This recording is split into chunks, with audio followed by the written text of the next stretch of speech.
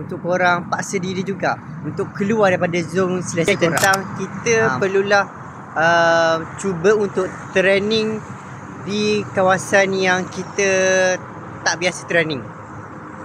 Mungkin kita boleh pergi ke taman-taman yang tak biasa kita pergi. Mungkin kawasan tu kawasan yang tak ramai orang, tapi dia yakini selamat lah kan. Yang penting selamat. Kawasan tu korang boleh try. Korang boleh try training di kawasan yang korang tak familiar.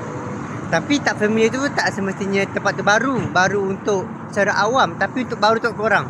Mungkin tempat korang tu korang tak biasa lagi lalu tempat tu, mungkin jarak situ dalam 5km je, 6km, tapi korang tak terbiasa. Tapi situlah korang ajar diri korang supaya membiasakan perkara-perkara yang baru. Mungkin disebabkan tempat baru, mungkin korang dapat pendedahan baharu kan. Mungkin korang berjumpa dengan orang yang baru, ataupun korang rasa mood lain daripada lain kan. So pentingnya kena ada rasa untuk training di tempat yang lain. Mungkin korang boleh tanya ke kawan korang kan, tempat apa yang sesuai untuk aku training kan, untuk aku buat kelainan sikit kan.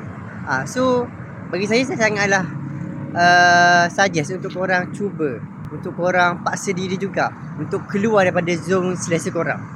Macam tu. Thank you.